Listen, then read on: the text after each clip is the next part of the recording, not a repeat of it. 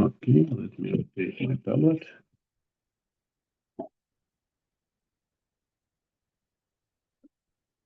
So today we will continue our studies of random operators and begin to study stochastic semigroups of such operators. Firstly, let us continue our investigation of the Gaussian strong random functionals.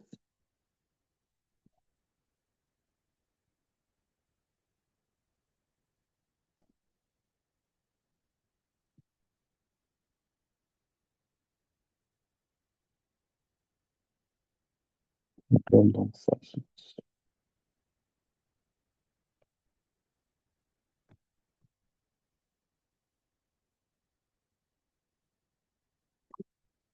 Yesterday we discussed that if we have the following mapping,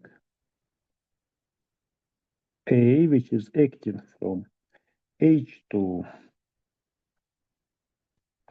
L2 omega Fp, as usual, omega is a probability space, which has the following property. AH is a Gaussian.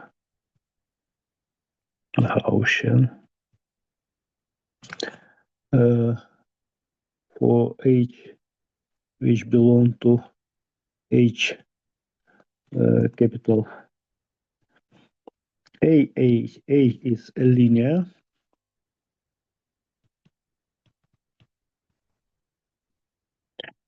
A is continuous in probability or in square mean. We discussed that now it is the same.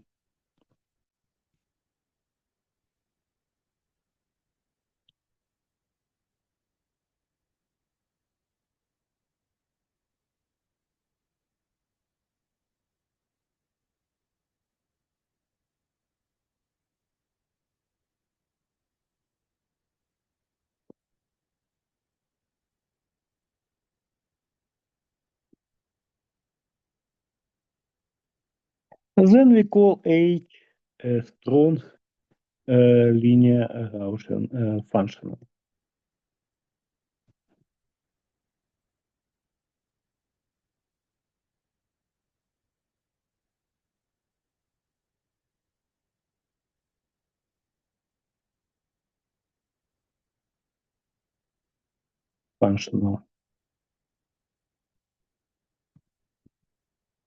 On the space H. Yesterday we have seen some properties of A, namely, since linearity, all values of A are jointly Gaussian random variables. The linear combinations are Gaussian too.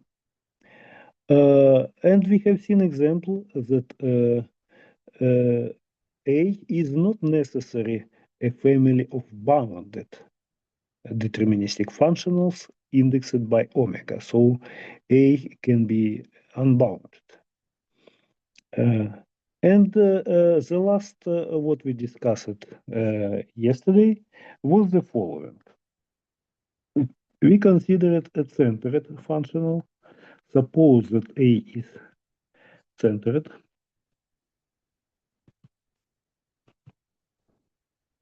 It means that for all H from our space, expectation of AH equal to 0. Then one can define the following bilinear form.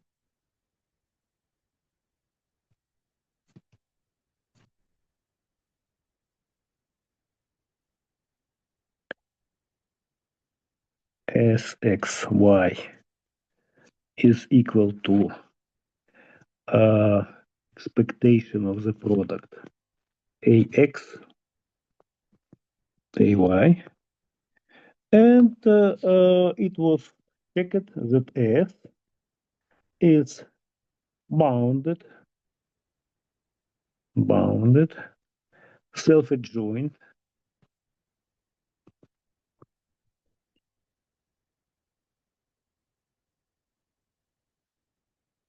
and a non-negative operator.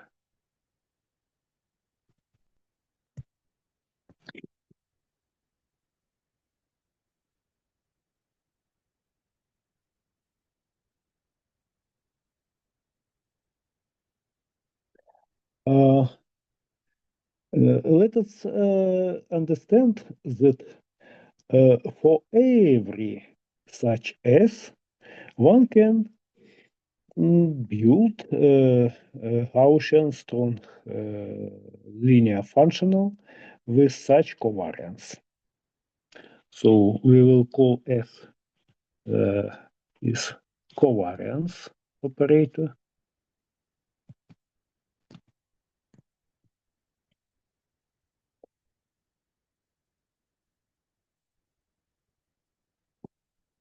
Of A, and we will say that Gaussian strong linear functional has covariance operator S. The simple lemma says that if S is bounded, self-adjoint,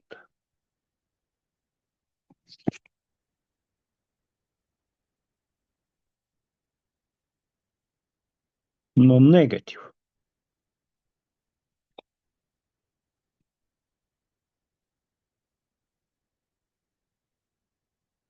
then there exists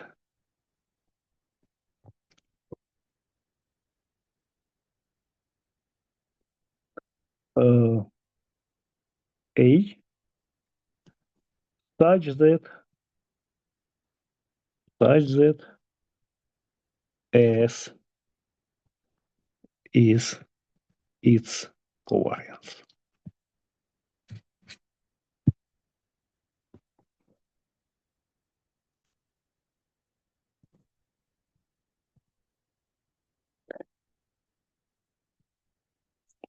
Now the sentence there exists means more precisely that there exists probability space on which one can define such strong random functional A in our Hilbert space H that it will be centered and has S as a covariance operator. Since I already said that there exists probability space, maybe everybody understood that I will use Kolmogorov theorem about the consistent distributions, yeah, to build A.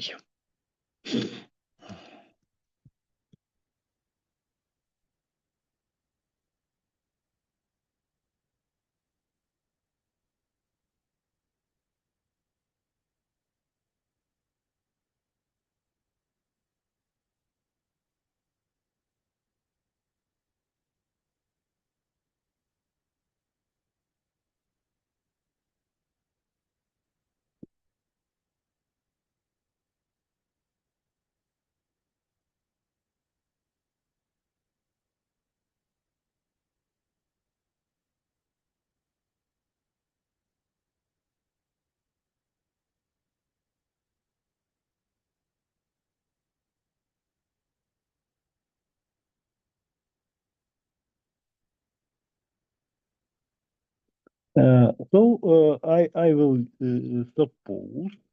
suppose that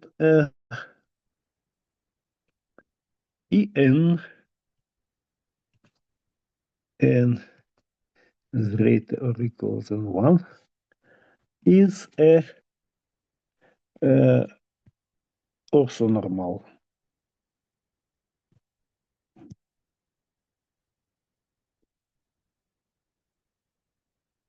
basis in H.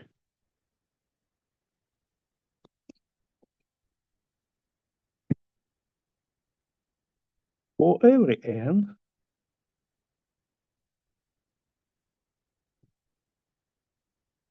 which is greater or equal than 1, consider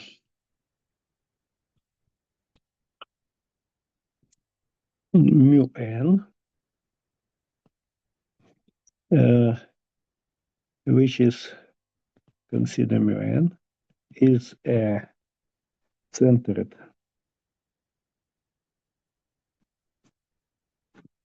Gaussian distribution.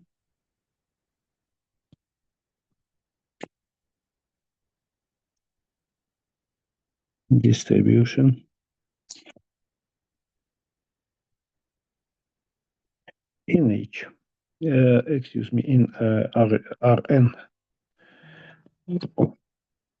Sorry for interruption. Алло? Привет.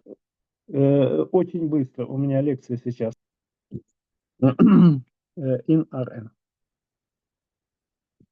With covariance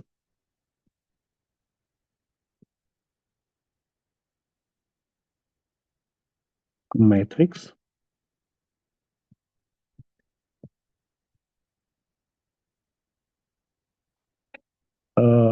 S E I E J Ij is from 1 to n. Since our conditions, this matrix is non-negatively defined, so such a Gaussian distribution exists. Moreover, due to the structure, oh, excuse me, I have here new bracket. Of the covariance matrices mu n are consistent distribution family. Mu n is a consistent family.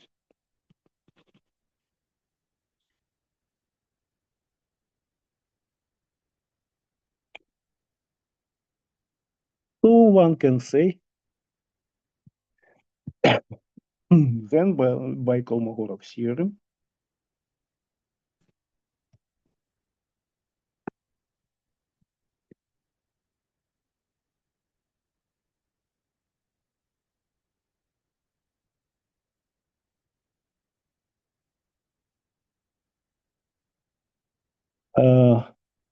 there exists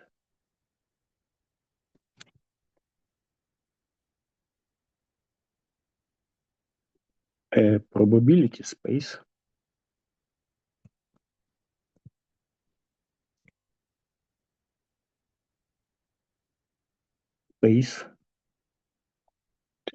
omega fp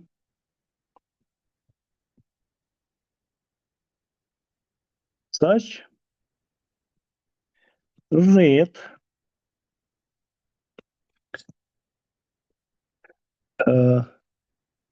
again there exists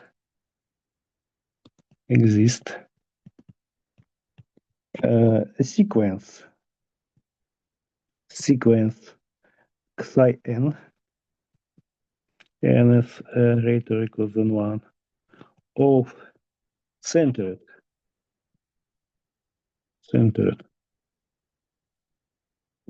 Gaussian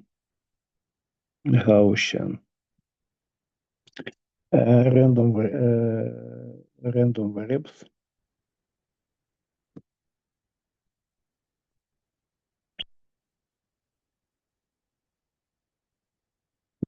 jointly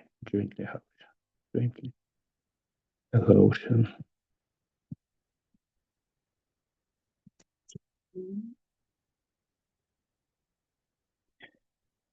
Such that expectation of psi n, psi m is equal to S E N E M.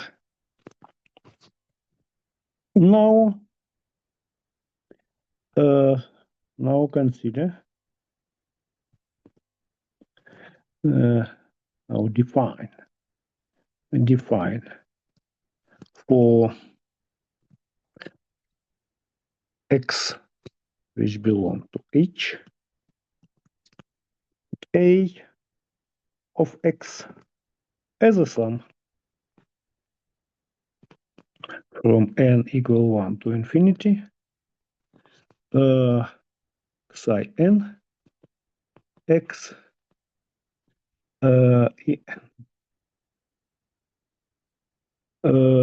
to understand that the series converge in some sense, for example, in square mean, we have to check that the sequence of its partial sums is a Cauchy sequence in the space of square integrable random variables. So let us consider partial sums Rn equal to sum from k equal 1 to n psi n x en, and let us try to check that the sequence converge in square mean. What one can check?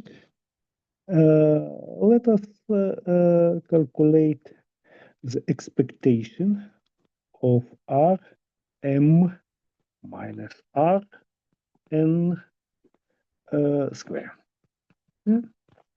If we will be able to prove that such expectation goes to 0 when n and m converge to infinity, then we will see that this is Cauchy sequence in the space of square integrable random variables.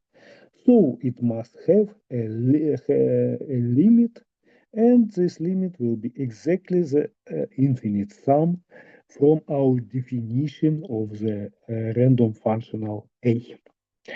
Let us calculate what it is. It seems that it can be written as follows. It is a sum from ij is equal to n plus 1 to m. Here I am supposing that n is less than m.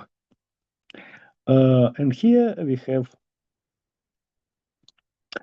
expectation of psi I, psi j. Here is x e I x e j. Yeah. Okay.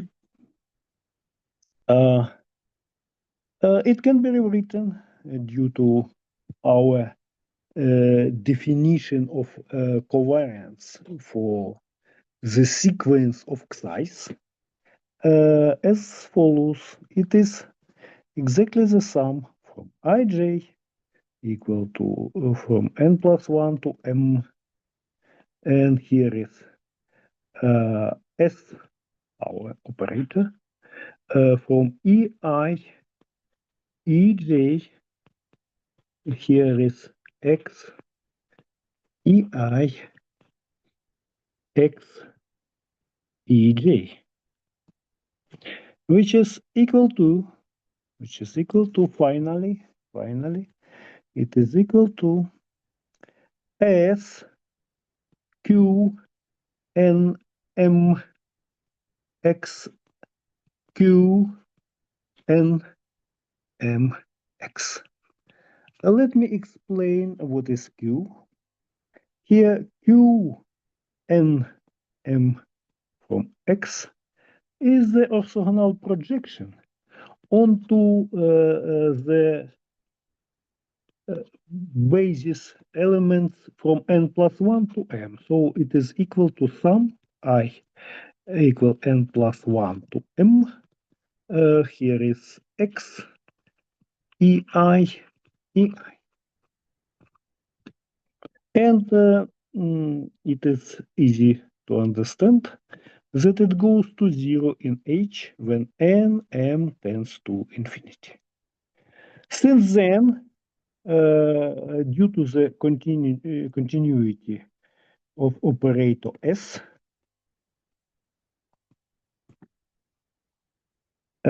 we have the following relation: Q and M X, Q and M X tends to 0 when n M tends to infinity.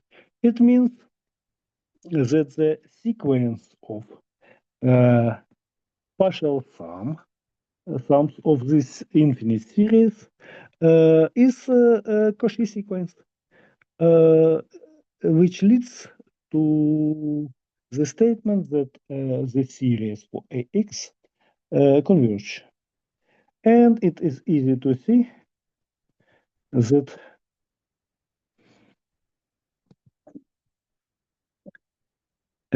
H is a strong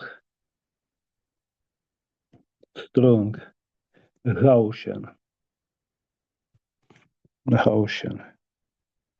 linear function.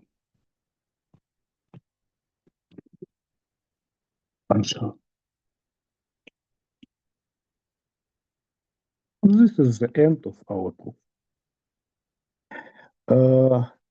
So we understand that now we have the following correspondence. A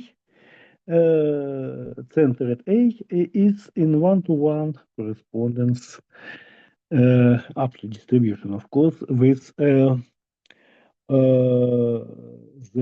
self-adjoint bounded non-negative operators.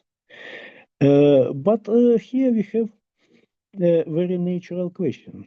Yesterday we have seen a lot of examples which give us a feeling that Gaussian strong linear functional can be unbounded. So the natural question is, for which operators S this is a bounded linear functional? Which property of S do we need to have a bounded linear functional? And the answer here is very simple. Let me present you the next lemma.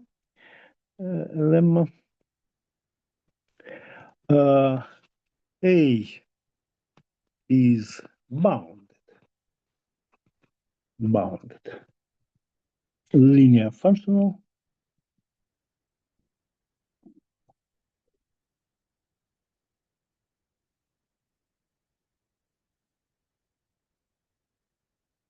if and only if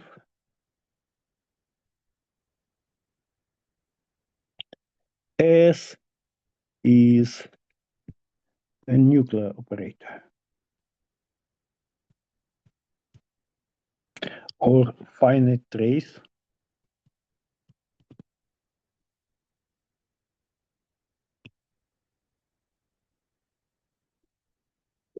operator. This means that for an orthonormal basis,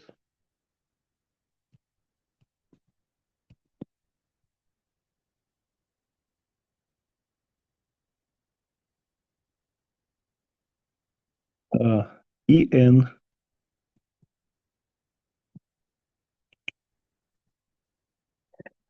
such sum from n equal 1 to infinity S En converge.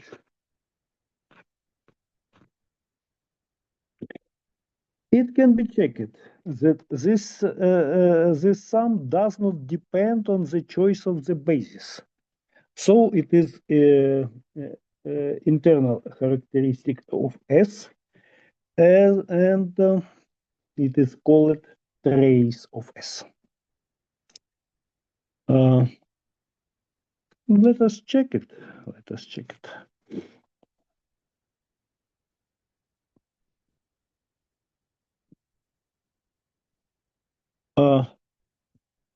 Sufficiency is very simple.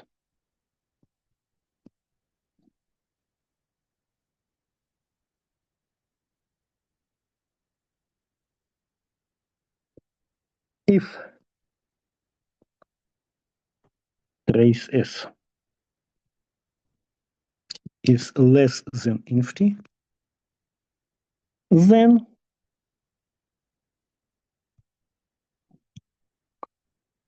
one can then in terms of coordinate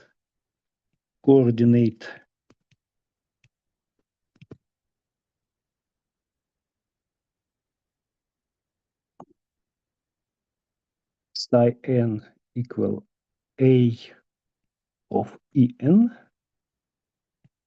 n is greater or equal than 1, one can have that the sum from n equal 1 to infinity psi n expectation of psi n square, which is exactly equal to sum from n equal 1 to infinity s en less than infinity. Since then, this consequently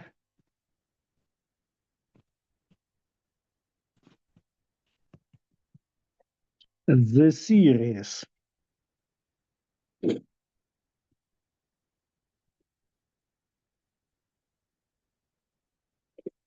psi, which is equal to sum from n equal 1 to infinity psi n en converge almost surely,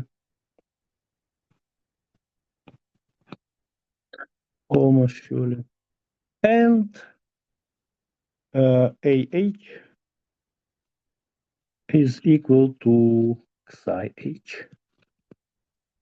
Okay. So if the operator S is of finite trace class operator, then we have such representation, and necessity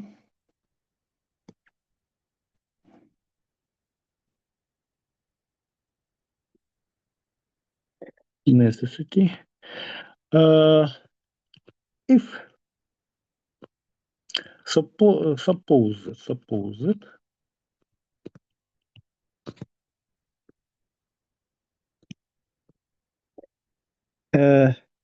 AH has such representation psi h, where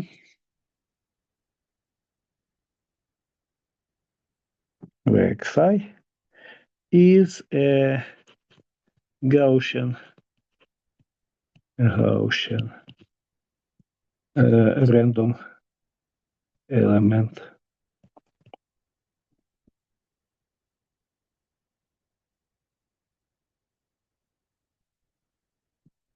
in each.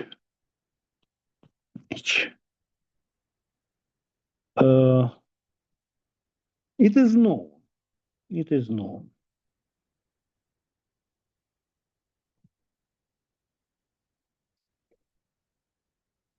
One can check a textbook about Gaussian vectors. It is known that expectation norm of psi square is less than infinity.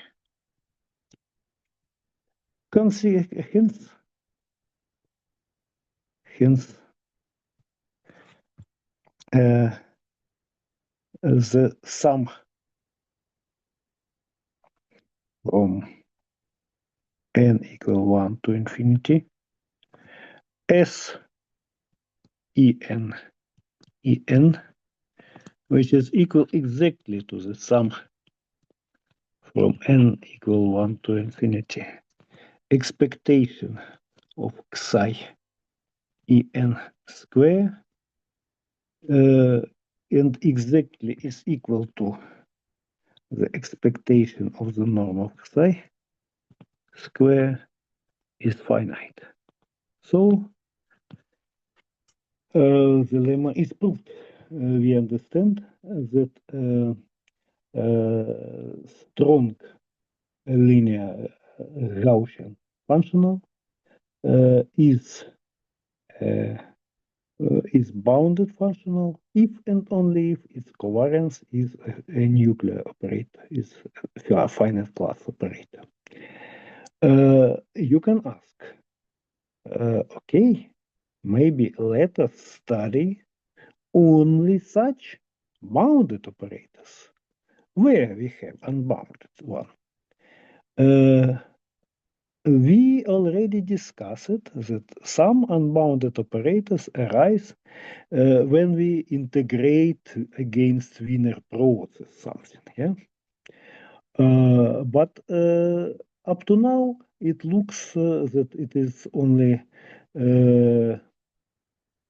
some examples of unbounded operators, and let me give you another one source of existence of unbounded strong Gaussian linear functionals, which is very commonly distributed in application of mathematics to physics.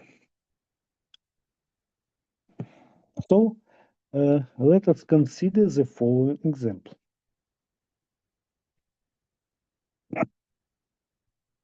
Suppose that epsilon n is greater or equal than 0, is a stationary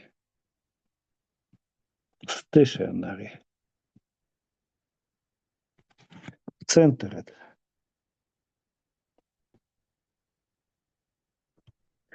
sequence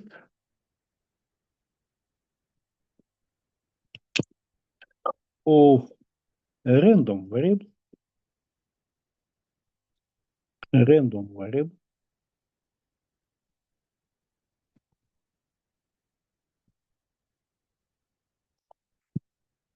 which has the following property.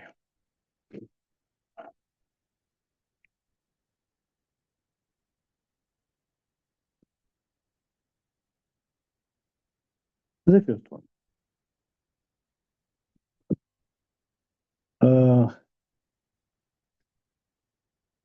Expectation of epsilon a n in power 3 is less than. So it has at least 3 moments. The second one. If we define the mixing coefficient,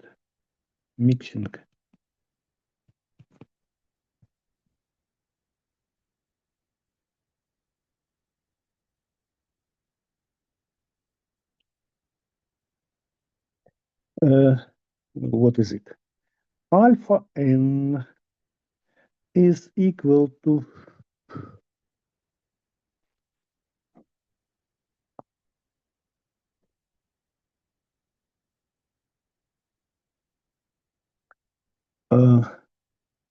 let me say here that n is not greater or equal than 0, but from zeta.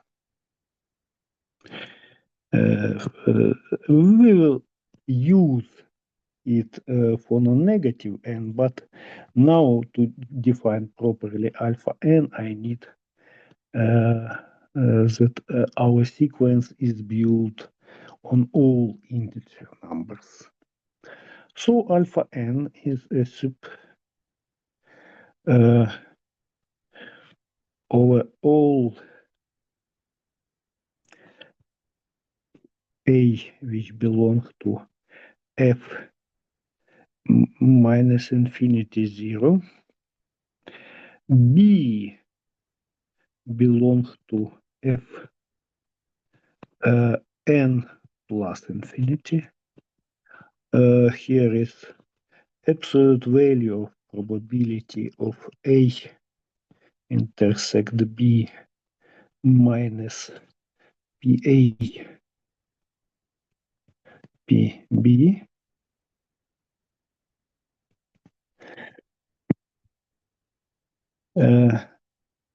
Here f minus infinity n is the smallest sigma field generated by our sequence AK when the value of index is less or equal to n, and the same f n plus infinity is the smallest sigma field generated by our sequence when k is greater or equal to n.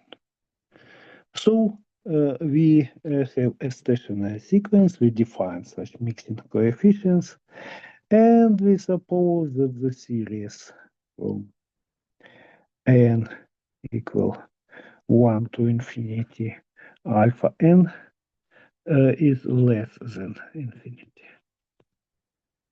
Then one can consider a following construction. Oh, before we discuss the construction, let me briefly explain you what does it mean, this mixing coefficient. You see here the difference between probability of intersection of two sets and product of their probabilities. If the event A and event B are independent, then we have here equality. We have here equality, and the difference will be equal to 0. From this point of view, mixing coefficients, they reflect how heavily the two chosen sigma fields on the distance n which are built from our initial sequence are dependent.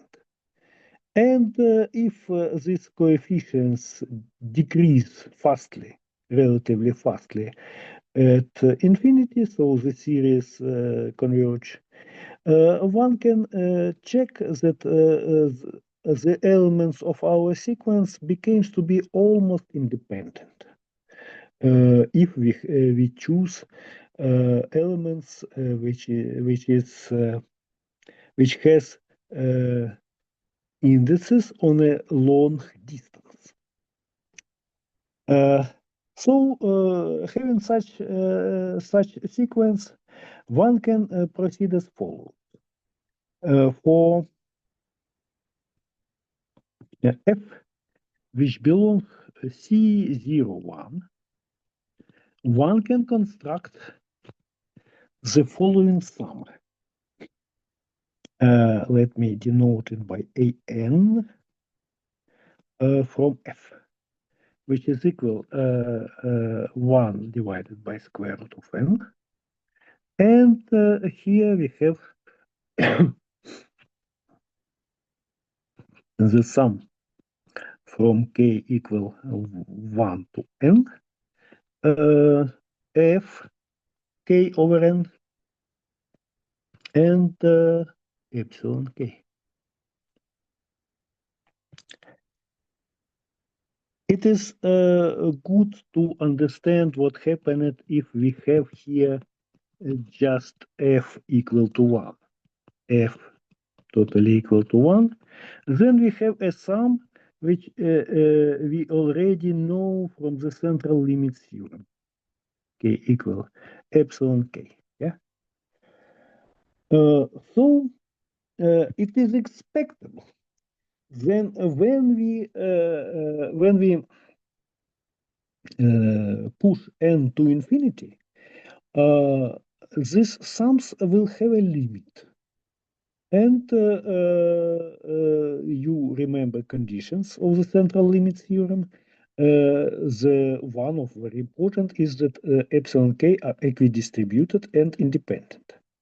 In our case, they are equidistributed, but not independent.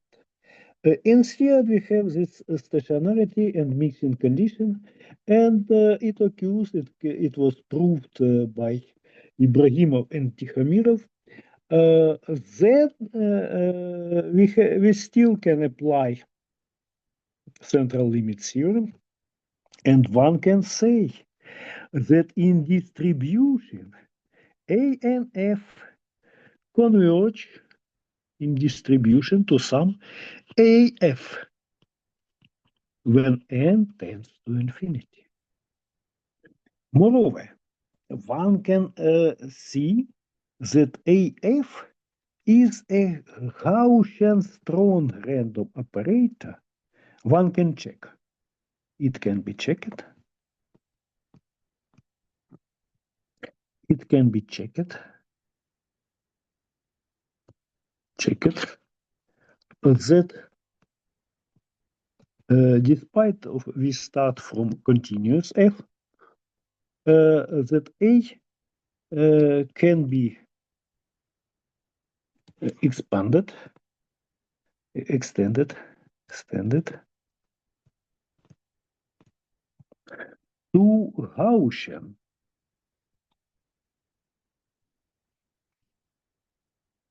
Gaussian, a strong linear operator.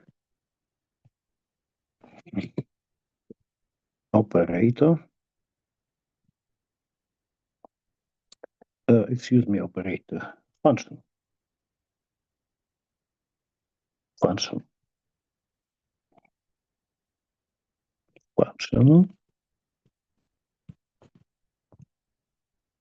On L201.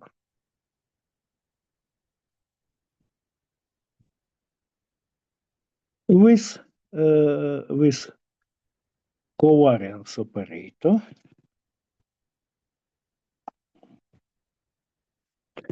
with covariance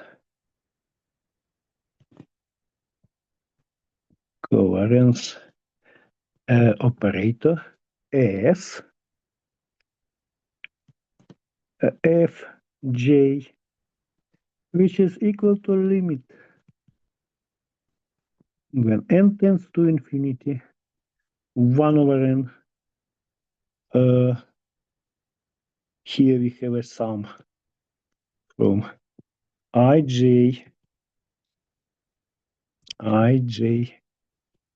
equal 1 to n f.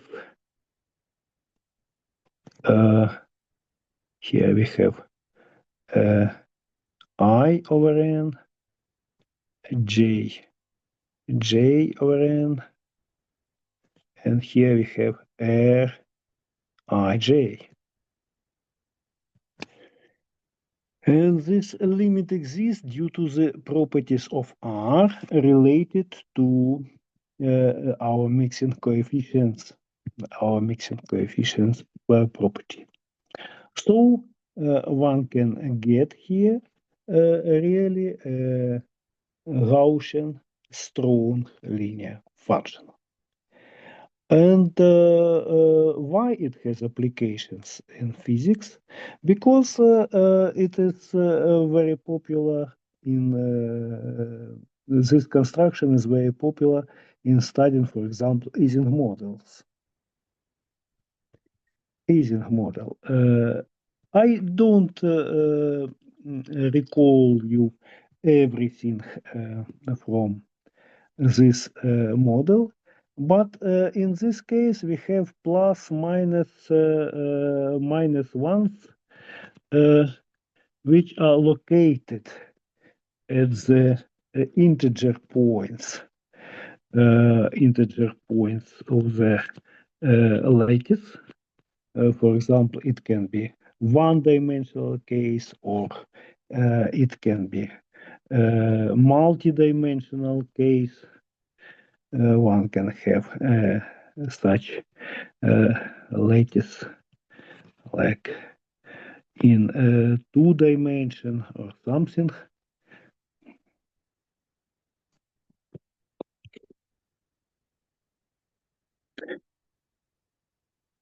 And then again, what we do, we have a function f, and we have a scaling like this one. We have a 1 over n step between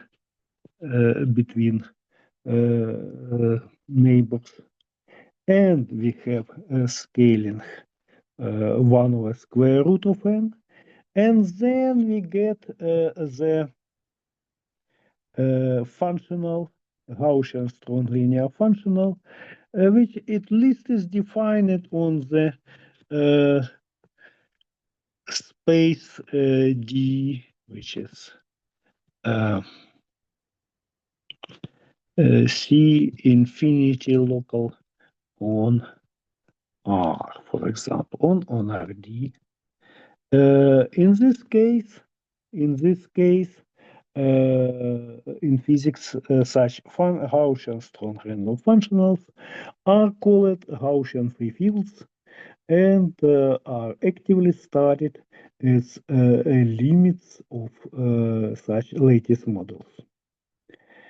So one can see that a strong Gaussian and non-Gaussian, as we have seen in previous lecture, random linear functionals are object of the active study. Now let us go further, and we will begin to discuss the stochastic semigroups. So now we will begin to study the main object of our lectures, stochastic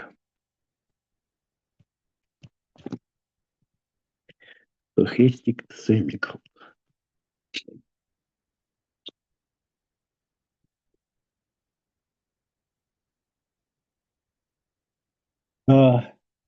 So we already discussed with you what is the semigroup of deterministic operators. Still, we have H is a real separable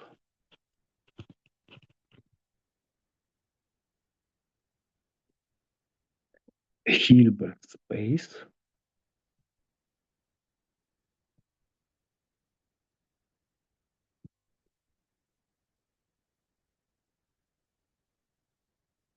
and we discussed that the family of bounded linear operators indexed by the non-negative parameter t is strongly continuous.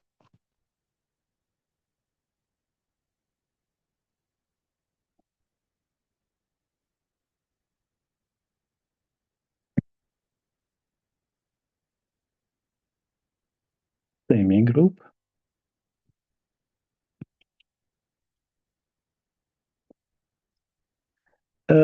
in H if the first one t t0 equal identity operator. Second one t plus s is equal tt composition ts. And the third one tt h converge to h when t converges to 0 plus. We have examples of such semigroups. I must say that very simple examples. related to ordinary linear differential equations in case of H is finite dimensional, or more more complicated example of a here semigroup in the space of square integrate functions related to solution to a very well-known heat equation in partial derivatives. But from now, we want to discuss a stochastic semigroup. Firstly, let us consider some example how this stochastic semigroup can arise, and which properties it will have. So let us start from the following simple example.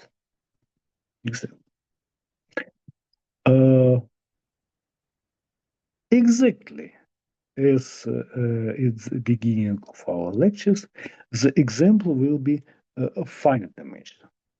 Even it now will be one dimension. So now I am supposing that H is equal to R. Very simple case from the point of view of geometry of Hilbert spaces. Now I will suppose the WT, T is greater or equal than 0, is a Wiener process.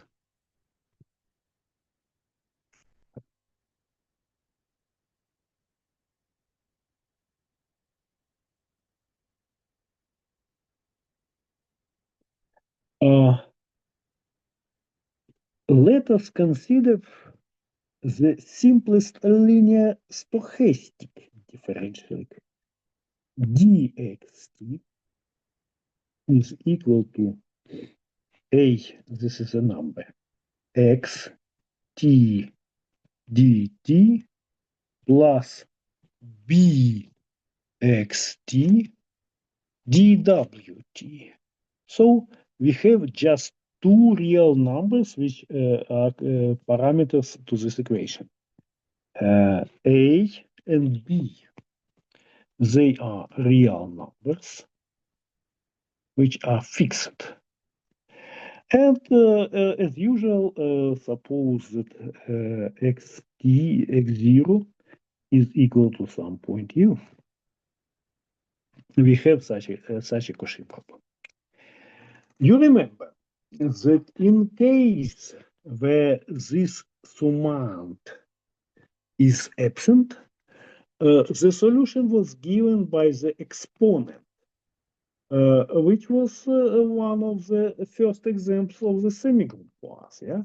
By the way, the properties 1, 2, 3 reflects properties of the exponent function. Yeah. Now, what happened if we add this stochastic sum? Let me recall you the Ito formula for Wiener process. Ito formula.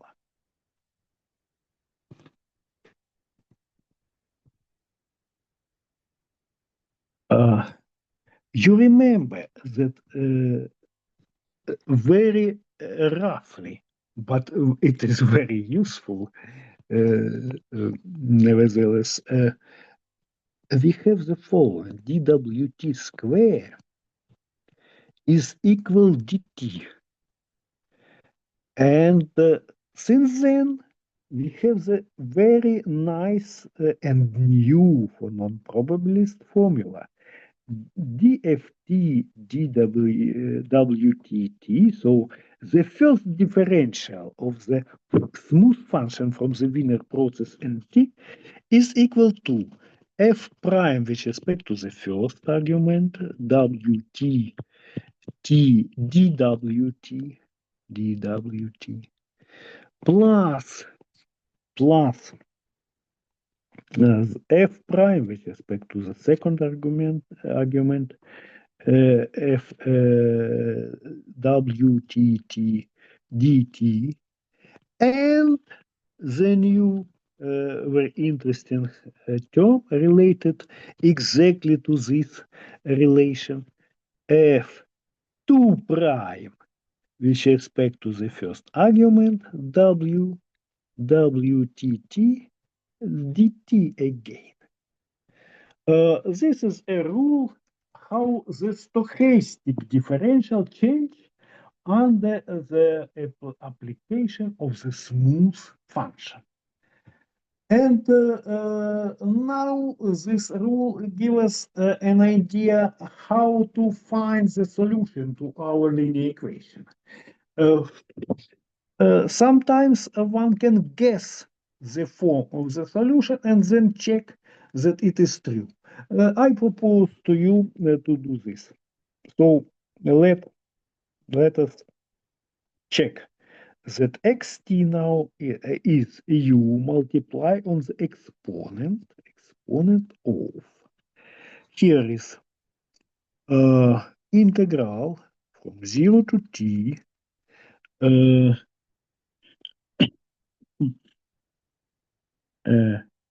Oh, excuse me. We have non we have no dependence on t in coefficient, so we have here 80 plus 1/2 of b square t and plus the b w t. Okay. Yes, and only one thing which we have to repair is minus or plus bwt. It's all. And one can easily check using iter formula that this exactly the solution to our Cauchy problem. This additional term relatively to usual exponent arise in order to compensate this term arising from iter formula. So one can see the following things from there. Firstly, it is exponent, so one can expect some properties which are common for the exponent function. From other point of view, from other side, this exponent is random. It depends on Wt.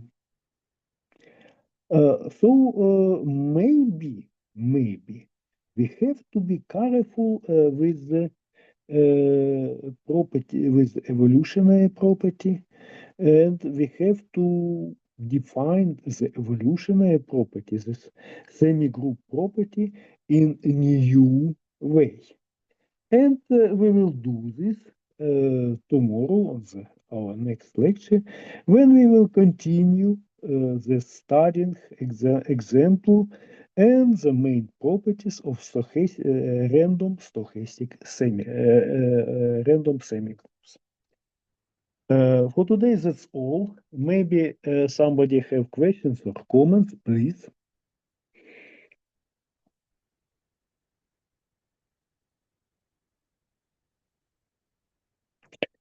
Okay, if not, then we will continue our considerations tomorrow.